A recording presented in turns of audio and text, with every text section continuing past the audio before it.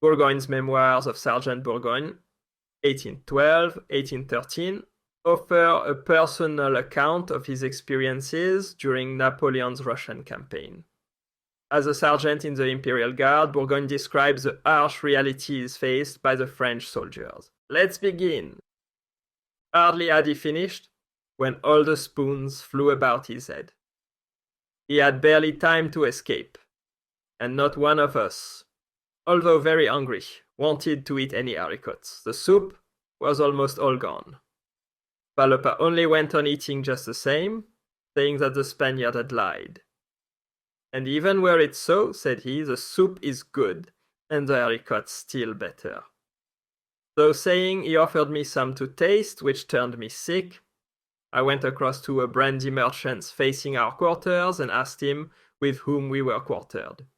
He crossed himself, repeating over and over again, Ave Maria Purissima, sin pecado concebida. He told me that it was the executioner. For some time I was ill and sick with disgust. But Fopa, when he left, carried off the remainder of the fat, pretending he would prepare a soup with it again. I was obliged to make him throw it away, and that is why, in Russia, when he had nothing to eat, he was always quoting this story. For half an hour we had not lost sight of the column, showing that we had walked pretty well. I must say that the road happened to be better, but soon afterwards it became rough and as slippery as in the morning. The cold was very keen, and we had already passed some men dying by the way, although clothed in thick furs. Exhaustion, however, was answerable for a good deal. Fopa fell several times, and if I had not been with him to help him up again, he would have been left behind. The road now became better. We could see the long train of the column in front of us. We redoubled our efforts to rejoin it, but did not succeed. We came upon a hamlet of 5 or 6 houses, of which half were on fire, where we stopped a little while. Several men were gathered round, many seemed quite unable to go on, and several horses had dropped, dying, and were struggling on the snow. Fopa cut a piece from the thigh of one of them, which we cooked on the point of our swords at the fire of the burning houses. While we were busy with this job, cannonading was heard in the direction from which we had come. I then saw more than 10,000 stragglers spreading in disorder over the width of the road. Behind them marched the rear guard. I have thought since that Marshal Ney was firing in order to make all these unfortunate creatures believe the Russians were upon us, and so hurry them on to Kono that same day. It was part of the wreck of the Grand Army. Our meat was not half cooked before we thought it wiser to decamp as quickly as possible and not to be submerged in this fresh torrent. There was still 6 leagues to walk before reaching Kono, and we were quite worn out. It might have been about 11 o'clock when Fopa said, Sergeant, we shall not get there today. The ruban de queue is too long. We shall never be able to leave this devil's country. It is all over. I shall not see my beautiful Italy again. Poor fellow. He spoke the truth. We had been walking about an hour since our last rest, when we came upon several groups of 40 or 50 men, more or less composed of officers, non-commissioned officers, and some men, carrying in the midst of them the regimental eagle. These men, miserable though they were, seemed proud to have been so far able to keep and guard this sacred trust. It was evident that in marching they avoided mingling with the large masses that covered the road, so as to keep together in an orderly way. We walked as long as we were able with these little detachments. We did all we could to follow them, but the artillery and musketry fire began again. The detachment halted at the command of some person, one could never have told by the rags covering him who he might be. Never shall I forget the tone of his command. Come, children of France, another halt. It must never be said that we went faster at the sound of artillery. Right about face. And instantly the men fell into rank without a word and turned in the direction of the firing. As for us, Having no colors to defend, we continued to drag ourselves along. It was very lucky for us that on this particular day, the cold was not so intense, for we fell more than 10 times, and if it had been freezing as on the day before, there we should have remained. After walking a certain time among stragglers like ourselves, we caught sight of a moving line, a column apparently in very close order, now moving, then halting, again moving on. This seemed as if there must be a defile just there. The road began to narrow to the right on account of a hill through which it had been cut, and on the left was bounded by a large river that I think must have been the Niemen. There the men, while waiting till some wagons passed, coming from Wilna, hustled and shoved one another in great confusion. It was a question of who could get over the first. Many climbed down to the ice-covered river in order to gain the right of the column or the end of the defile. Several who found themselves on the extreme edge were thrown down the banks, which in this place were at least 5 feet high. Some were killed. When we reached the left of this column, we had to do as those who preceded us, we had to wait. I came upon a sergeant of elite named Pumo, belonging to our regiment, who proposed that I should cross the river with him, telling me that on the other side we should find houses where we could pass the night, and that the next day, being thoroughly rested, we could reach Kono easily. For, said he, it is not more than 2 leagues further. I consented to his proposal, especially as I had no strength to go on, and then there was the hope of spending a night in a house with a fire. I told Fopa to follow us. Pumo went down first. I followed him, sliding on my back, but after taking a few steps across the snow, which covered the river in great heaps, I saw the impossibility of going further, so I signed to Fopa, who had not got down, to stop. For I had just discovered that beneath the snow was nothing but a mass of jagged ice, with holes in between. This was probably the result of a thaw, followed by a hard frost. In the meantime, Pumo, who was walking some steps ahead of me, stopped. But seeing that I was not following, he still got across himself with 3 old grenadiers of the guard. It was only, however, with great labor that they reached the other bank. I got nearer to Fopa, from whom I was separated only by the height of the bank, to tell him to follow the left of the column, that as I was down on the ice, I was going to follow it up to the end of the defile, and that I would wait for him there. Then I followed the mass of men, slowly advancing, then stopping, shouting and swearing, for those on the bank were afraid of falling to the bottom. I had already gone 3/4 of the length of the defile, when I saw that the river turned abruptly to the left, while the road, widening again, went straight on. I had to return almost to the middle of the pass, to the spot where the bank seemed less steep. But weak as I was and having only one hand of any use, I tried in vain to climb it. I mounted on an ice heap, so that without stooping very much, some helping hand could be given me. I supported myself with my left hand on my musket, and held out the other to those who, within reach of me, could have pulled me up by a slight effort, but I asked, in vain. No one answered me. They had not even the appearance of paying any attention to what I was saying. At last, God had pity on me again. Just when the crowd of men had halted, I saw an old trooper of the Imperial Guard on foot, his moustaches and beard, covered with icicles and wrapped in a great white cloak. I spoke to him still in the same tone. Comrade, I beg of you, as, like me, you're in the Imperial Guard, give me a hand, and you will save my life. How do you think I am to give you a hand? He said. I have none. At this answer, I nearly fell off the ice heap. However, he continued, if you can take hold of my cloak, I will try to pull you up. Then he stooped. I grasped the cloak.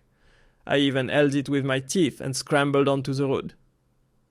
Happily, at this moment, there was no pressing forward, or I might have been trampled underfoot without perhaps ever rising again.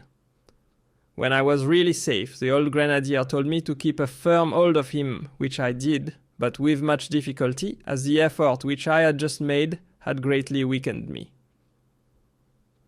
Shortly afterwards, they began to move forward.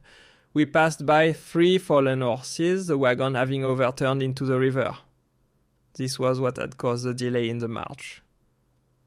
At last we reached a point where the pass widened and where we could walk more easily. Just then, Fopa, whom I had left at the entrance of the pass, came up weeping and swearing in Italian, saying that he would never be able to go further. The old trooper asked me who this creature was, who cried like a woman. I told him he was a Barbet, a Piedmontese. He will never see the marmots and bears of his native mountains again, he answered. I encouraged poor Fopa to keep on. I gave him my arm, and we continued to follow the column. It might have been about 5 o'clock. We had still more than 2 leagues to go before reaching Kono. The old grenadier related how his fingers had frozen before reaching Smolensk. After suffering frightful distress up to the passage of the Berezina, he had found a house on arriving at Ziembin, where he had spent the night. During that night, all his fingers fell off, one after the other, but since then he had not suffered nearly so much. His comrade, who had never left him before, had gone off to the mountain near Wilna to Monte Alaru, and since that day he had not seen him. After going on for another half hour, we reached a little village, where we stopped in one of the last houses to rest and warm ourselves a little. But we could not find room, for the house was crammed with men stretched out on the evil-smelling straw and shrieking and swearing whenever one happened to touch them. Nearly all their hands and feet were frozen. We were obliged to be contented with a stable, where we came upon a trooper of the guard of the same regiment and squadron as our old grenadier. He still had his horse, and hoping to find a hospital at Kauno, undertook the charge of his comrade. We had still a league and a half to walk, and the cold had considerably increased. Fearing that it would grow still colder, I told Fopa that he must go. But the poor devil, who had laid himself down on the manure heap, could not get up. It was only by begging and swearing, with the help of the trooper, I succeeded in getting him on his legs and pushing him outside the stable.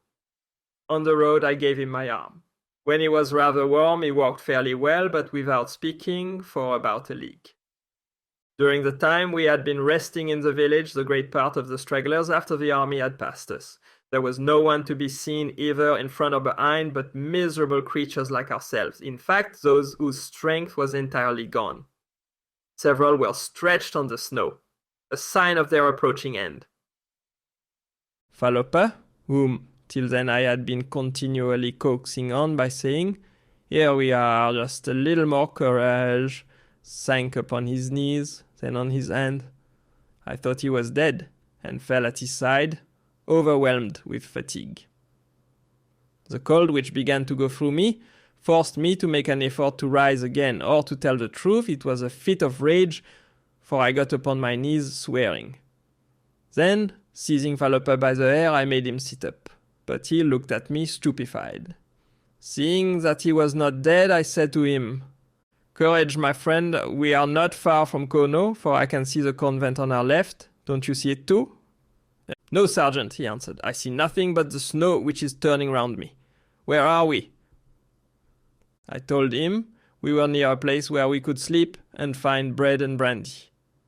At this instant, chance brought 5 peasants near us who were crossing the same road. I proposed to 2 of these men, in consideration of a 5-franc piece each, that they should lead Fopa as far as Kono. But under pretext that it was late and that they were cold, they made some difficulties. I guess that it was the fear of not being paid, for they spoke German. I took 2 5-franc pieces from my bag and gave them one, promising them the other on our arrival. They were satisfied. I then told 3 others to go back to where a foot soldier was lying whom we had passed, and I said they would have some money for leading him, and they went off at once. The 2 peasants had lifted Fopa, but the poor devil could not stand. They seemed at a loss what to do. Then I showed them how to carry him on a musket, each supporting him with an arm behind. But we did not get far this way. They decided to take him on their backs in turn, while the other carried his knapsack and gun and took me under his arm, for I could hardly drag my legs along. During the distance to the town, which was not more than half a league, we were obliged to stop 5 or 6 times to rest and change Fopa from one back to another. If we had had to walk a quarter of an hour longer, we should never have got there. Meanwhile, the bulk of stragglers had passed us, but many others, as well as the rear guard, were still behind us. We heard at intervals the sound of artillery, which seemed to us like the expiring sigh of our army. At last we reached Kono, by a road our peasants knew of, and that the column had not taken. The first place we saw was a stable. We went in and the peasants set us down. But before giving them the last 5-franc piece, I implored them to find us a little wood and straw.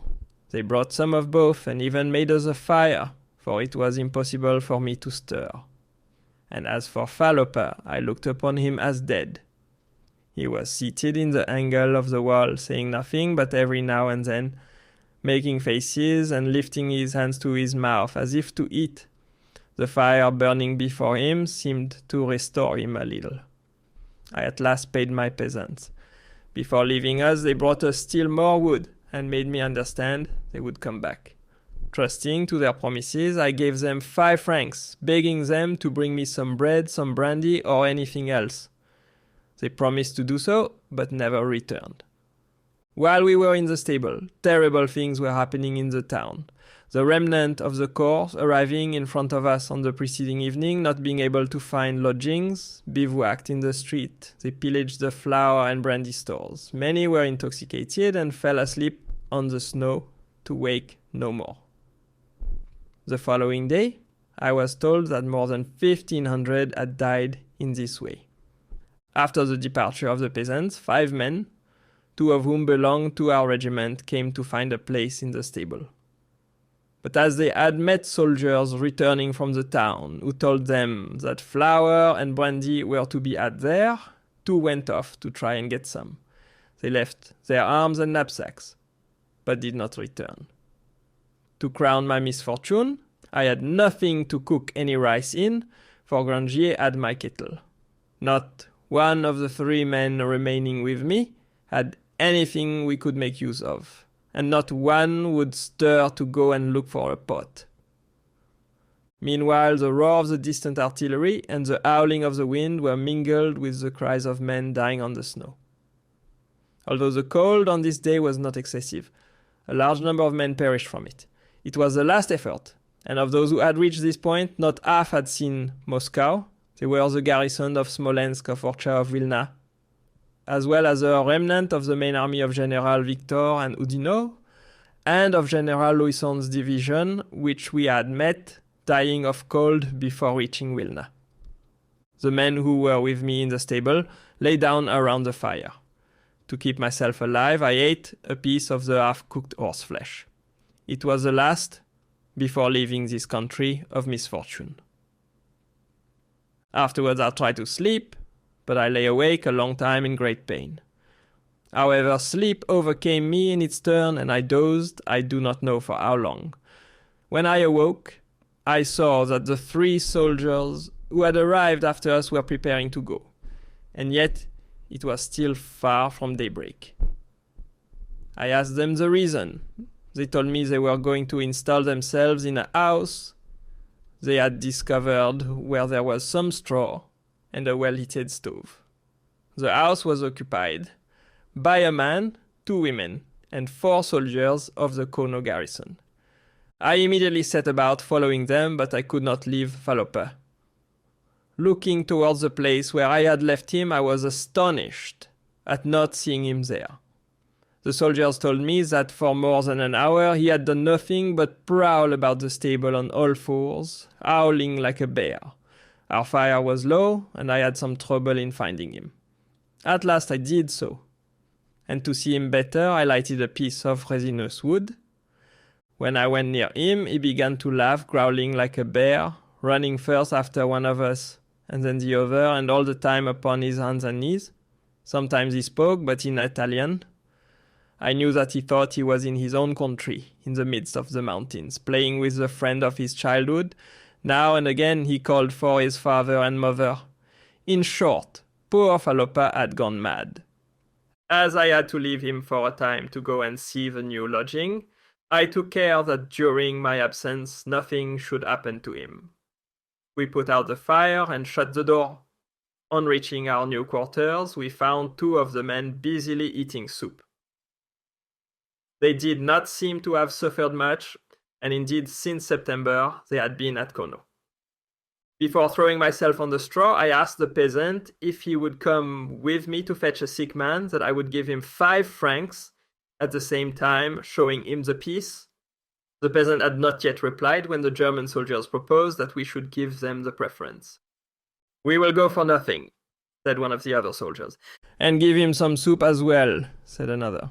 I showed my gratitude by saying that one could easily see that they were Frenchmen.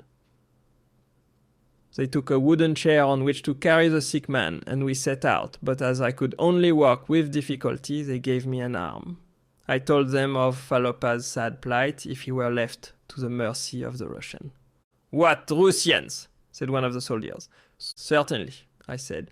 "Russian Cossacks will be here perhaps in a few hours." These poor soldiers thought that it was only cold and wretchedness we had brought with us. On entering the stable, we found the poor devil of a Piedmontese lying his full length behind the door. He was placed upon the chair, and in this way was carried to the new lodging. When he was laid near the stove on some good straw, he began to mutter disconnected words. I went near him to listen. He was no longer recognizable. His face was all over blood, but it was the blood from his hands that he had bitten or tried to eat. His mouth, too, was filled with straw and earth. The 2 women had pity on him, bathed his face with water and vinegar, and the German soldiers, ashamed to have done nothing, undressed him. A shirt was found in his knapsack, which we put on him instead of the ragged one he wore. Then they offered him something to drink. He could not swallow, and every now and again clenched his teeth fast together. Afterwards he gathered up the straw with his hands, as if he would put it over him. One of the women said it was a sign of death. I was very sorry for it, as we had reached the limit of our suffering. I had done all I could to save him, just as he would have done for me, for he had been 5 years in the company and would have died for me. He proved it on more than one occasion, especially in Spain.